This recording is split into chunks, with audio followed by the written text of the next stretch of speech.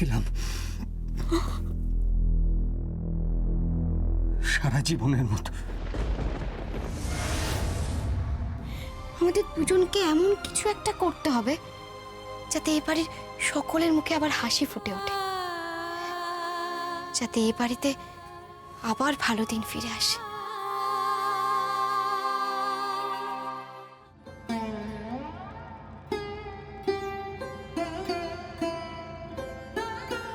কেন তুমি এখনো পর্যন্ত তোমার আর জয়ীর সম্পর্কটা বাড়ির সবাইকে বলছো না বলো তো? কেন তুমি আমাদের ডিভোর্সের কথাটা বাড়ির সবাইকে এখনো পর্যন্ত জানাচ্ছ না? বুঝেছি, ইমেজ, নিজের ইমেজটাকে রক্ষা করার জন্য, তাই তো? সময় হলে সবাই ঠিক জানতে পারবে।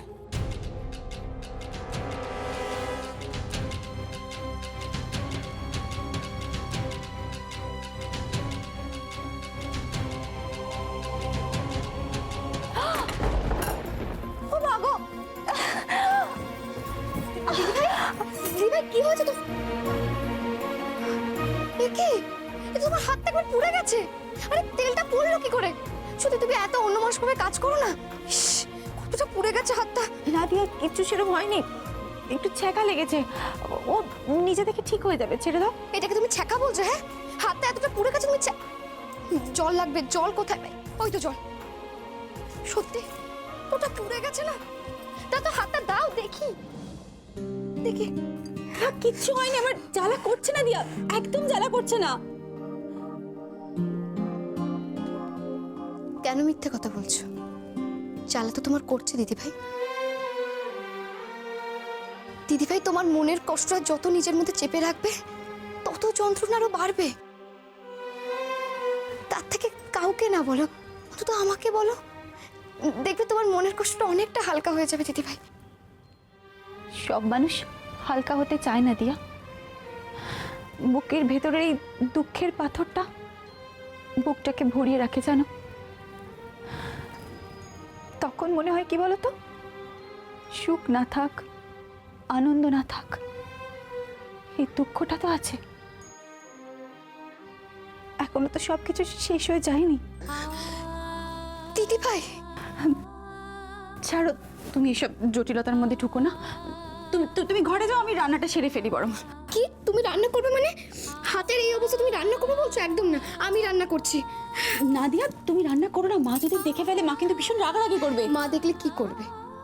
বকবে, মারবে, আর কিছু? আমি সেটা সহ্য করে নেবো, কিন্তু এই হাত নিয়ে তোমাকে আমি রান্না কিছুতেই করতে দেবো না।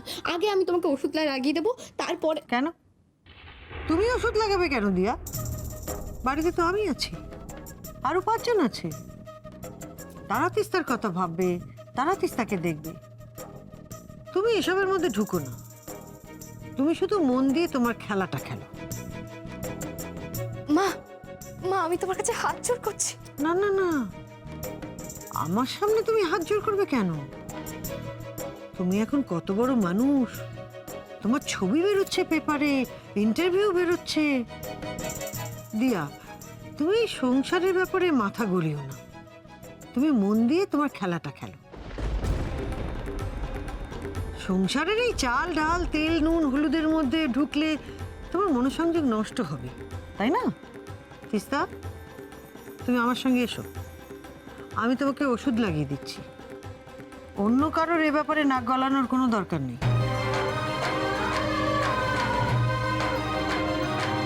এসো।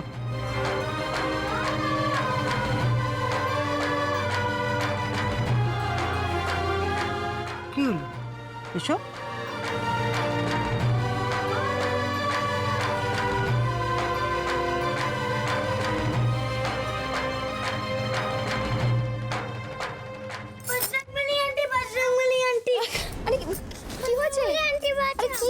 কি বাদর ছেলে মেয়ে, হ্যাঁ? কে বলেছে তোমাদের আমার ঘরের জিনিসপত্র নিয়ে এলোমেলো করতে? কে বলেছে? বজরংবলী আন্টি, আমাদের বাঁচাও, আমাদের বাঁচাও। তোমাদের আজকে কেউ বাঁচতে পারবে না, আমার হাত থেকে তোমাদের আজকে কেউ বাঁচতে পারবে না। এদিকে এসো, এদিকে এসো। মাম্মা, আমরা তো একটা জিনিস বানাচ্ছিলাম, তাই আমাদের কালারগুলো শেষ হয়ে গেছিল বলে আমরা তোমার কাপড় থেকে কালার নিতে গেছিলাম। আমার পারমিশন ছাড়া আমার কাবাটে হাত দিতে তোমাদের কে বলেছে? হ্যাঁ, কে বলেছে? সত্যি ভাই ওরা ছেলে মানুষ, তুমি কেন ওদের এত বকছো? এটাই তোমার সব থেকে বড় প্রবলেম দিয়া। সব ব্যাপারে তোমার নাক গলানো চাই।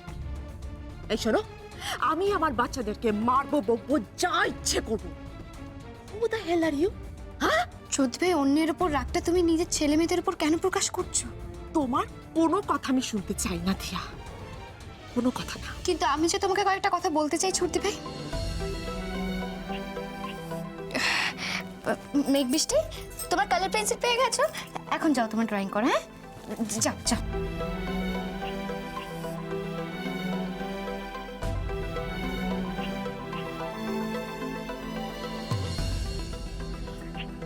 ছোটি ভাই,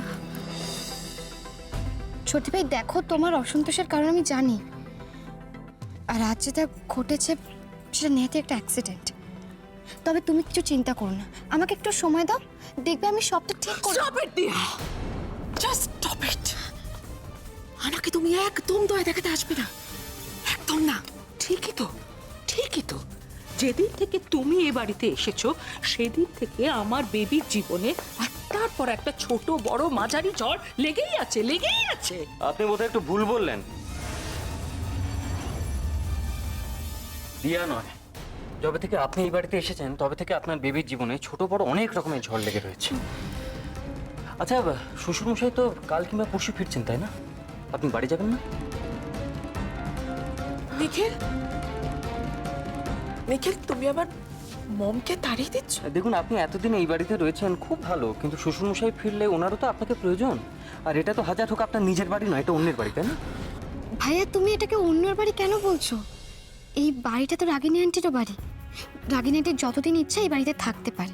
দিয়া, তুমি না এই বাড়িতে সবাইকে আগলে আগলে রাখো, তাহলে আমি বাড়ির বাইরে আমার নিজের থাকার একটা বন্দোবস্ত করি। ভাইয়া শোনো ভাই। নিখিল, ওমা, নিখিল এত তাড়াতাড়ি বাড়িতে ফিরে এলো? ও দুপুরে খাবে তো? নিহার, ও দুপুরে খাবে তো? হ্যাঁ, হ্যাঁ মা, ও খাবে, ও দুপুরে খাবে। ও খেলেই আমি নিজে হাতে ওকে খেতে দিতাম। হ্যাঁ হ্যাঁ হ্যাঁ, তুমি নিজে হাতে ওকে খেতে দিও, অন্য কেউ যেন হাত না লাগায়। ওমা, দিয়া, তুমি এখনো এখানে দাঁড়িয়ে আছো? আরে তুমি যদি এভাবে সংসারের পেছনে সময় নষ্ট করো তাহলে তো আজ আবার রেগে গিয়ে তোমাকে রিসর্টে নিয়ে চলে যাবে। না না না না দিয়া, দিয়া তুমি কোথাও একটা যাও, তুমি ঘরে যাও, খেলার মাঠে যাও, কোথাও একটা চলে যাও, এভাবে সময় নষ্ট করো না দিয়া। কি হলো, যাও।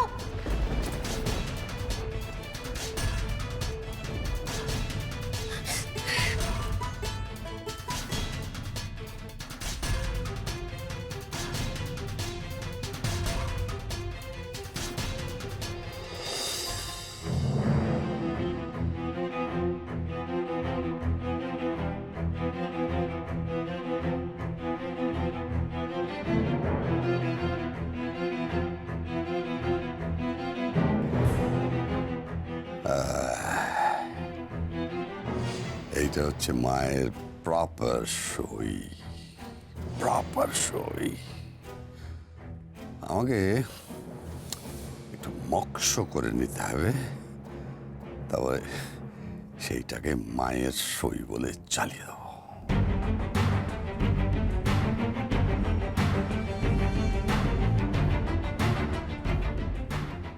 অমলা ব্যানার্জি।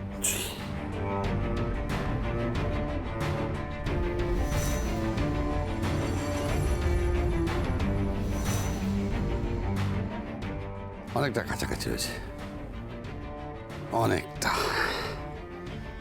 এবার এবার কাগজটা উকিলবাবুর কাছে দিয়ে দেবো। উকিলবাবু যদি আবার বলে যে সই মিলছে না, তাহলে এবারও সেই একই কথা বলবো, সই করার সময় মায়ের হাত কেঁপে গেছে, ব্যাস, কি আর করা যাবে। কিন্তু বাড়িটা আমার চাই চাই, যেভাবেই হোক এই বাড়িটাকে আমার নিজের হাতের মুঠোয় নিতে হবে।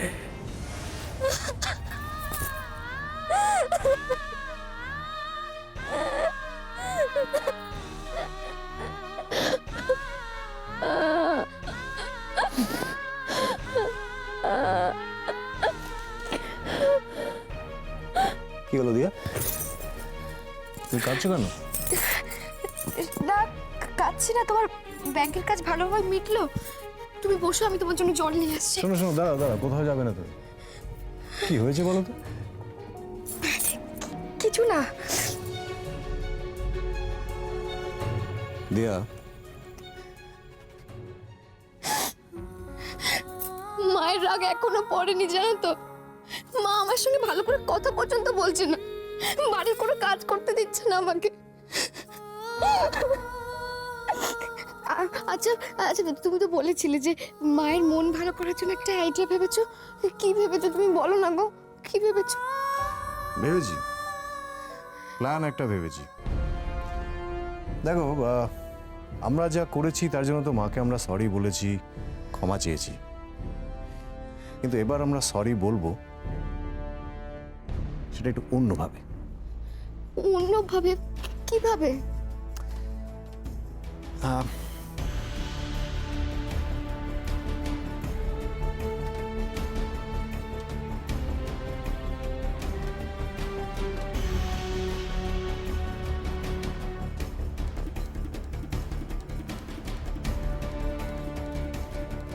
বুঝতে পেরেছো? বুঝতে পেরেছি। তবে মশাই, এই আইডিয়া তো আমার থেকে ধার নেওয়া। হ্যাঁ, সেটা বলতে পারো। আমার মতো একজন কাঠখোট্টা মানুষ মাঝে মধ্যে আপনার থেকে একটু একটু আইডিয়া নিতেই পারে, তাই না? দেখো, আমাদের বাড়িতে এমনি অনেক টেনশন, অনেক সমস্যা। একদিনে তো সব সমস্যার সমাধান হবে না, কিন্তু এরকম একটা ফার্স্ট স্টেপ আমরা নিতেই পারি, তাই না? হ্যাঁ, নিতেই পারি। তাহলে এখন আর কোনো চিন্তা নয়, সব ঠিক হয়ে যাবে। ওকে, এখন শুধু সন্ধে হওয়ার অপেক্ষা।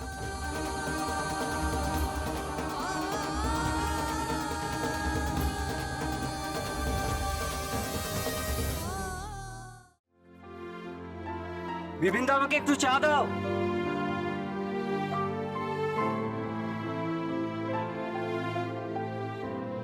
বাবা বাবা, দেখো আমরা কি বানিয়েছি। একটু পরে দেখি। তোরা খেল, আমার এখন খুব টায়ার্ড লাগছে বাবা। একটু খেল, আমি পরে দেখি। চল ভাই চল। কি হলো বিপিনদা, চাটা কি পাবো?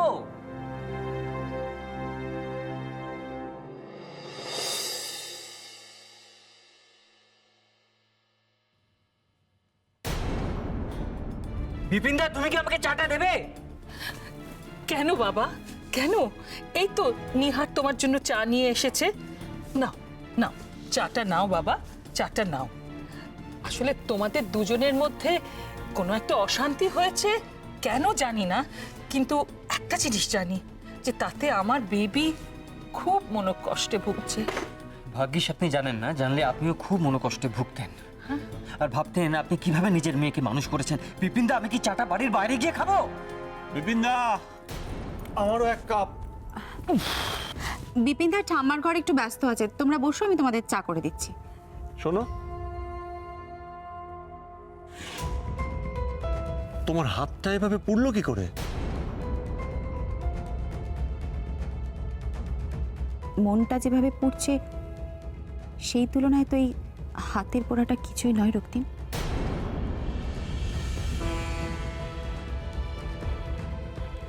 ছাড়ো ওইসব কথা, তুমি চেঞ্জ করে নাও, আমি তোমার চা জল খাবার ব্যবস্থা করছি। আচ্ছা, তোমরা কি কেউ আমার কথা শুনবে না? আমি সকাল থেকে বলে আসছি তিস্তা, ওই পোড়া হাত নিয়ে তুমি রান্নাঘরে যাবে না, যাবে না। তবু তুমি রান্নাঘরে যাচ্ছ। নিজের ভালো পাগলেও বোঝে। এ কি, লোডশেডিং হয়ে গেল, ইনভার্টার জ্বলছে না কেন? হ্যাঁ তাই তো।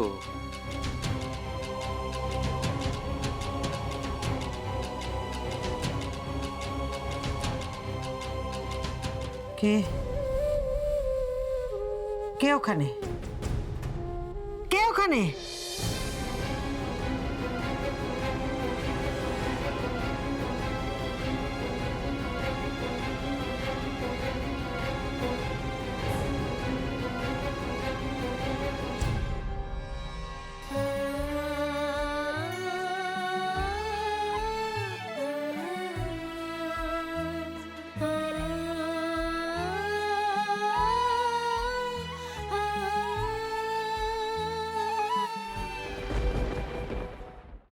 এসব কি?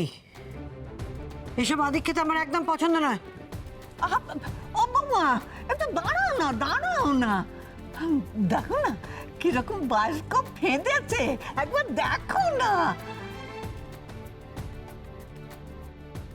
তুমি তো আমার সব থেকে ভালো মা, প্লিজ আমার উপর রাগ করে থেকো না। আমি জানি আমাকে শাস্তি দেওয়ায় আমি নিজে যত না কষ্ট পাচ্ছি, তার থেকে অনেক বেশি কষ্ট পাচ্ছ তুমি।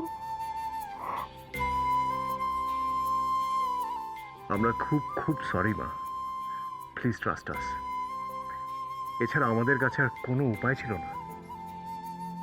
আর্য, দিয়া, তোমরা যেখানেই থাকো একটা কথা জেনে রাখো, এই সমস্ত করে কোনো লাভ হবে না। এই সমস্ত করলে তোমাদের অপরাধ ক্ষমা হয়ে যাবে না। তোমরা দিনের পর দিন একটার পর একটা অন্যায় করে যাবে, আর আমি এত সহজে সেটা ভুলে যাব? তোমরা তোমাদের খেলা নিয়ে থাকো, দয়া করে আমাকে বোঝাতে এসো না।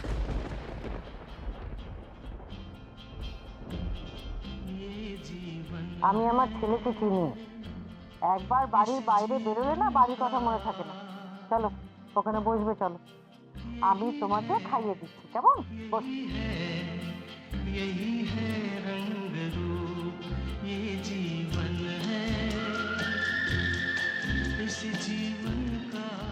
তোমার হাতে হাতে একটু কাজ করি না প্লিজ। পাগল নাকি? তাকে মাথা ঘুরে পড়ে গেলে আর আজকে আমি তোমাকে বাড়ির কাজকর্ম করতে দেবো? তুমি আমার সঙ্গে পুজোয় বসবে, আর যদি না বসে না সোজা ঘরে নিয়ে গিয়ে শুইয়ে রাখবে।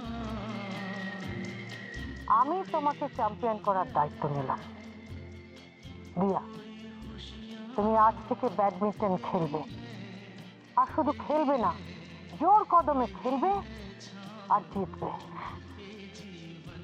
আমার আশীর্বাদ সব সময় তোমার সঙ্গে রয়েছে।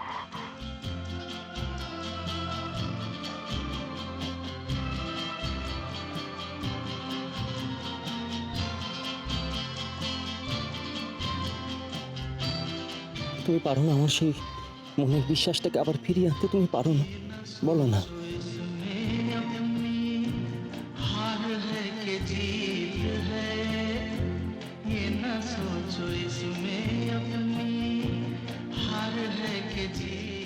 আমাকে যা যা বলছিস আমি তাই করব, কিন্তু নিহারকে আমি আমার স্ত্রী বলে আর কোনোদিনও মেনে নিতে পারবো না।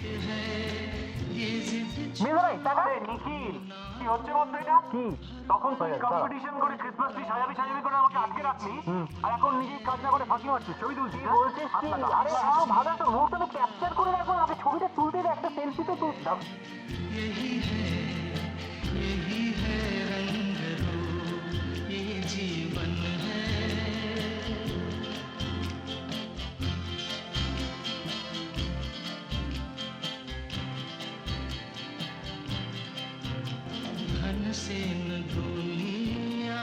রক্তিম, আমি পিকনিকের দিন থেকে বলে আসছি আমাদের ডিভোর্সের ব্যাপারটা নিয়ে ভাবনা চিন্তা করো, কিন্তু তুমি সেটা নিয়ে কোনো রকম কোনো ইনিশিয়েটিভ কেন নিচ্ছ না আমি বুঝতে পারছি না। দেখো, যে সম্পর্কটা এখন তলানিতে গিয়ে ঠেকেছে সেটাকে শুধু শুধু বয়ে বেড়ানোর তো কোনো মানে হয় না রক্তিম।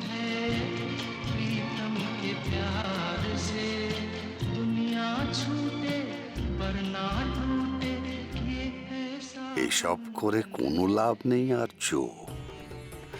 হ্যাঁ, এসব দেখিয়ে তুমি হয়তো তোমার মায়ের মনের ঝড়টাকে সাময়িকভাবে সামাল দিতে পারবে, কিন্তু দুদিন পর যখন এই বাড়িটা আমার নামে হয়ে যাবে তখন এ বাড়িতে যে ঝড়টা উঠবে সেটা সামাল দিতে পারবে তো?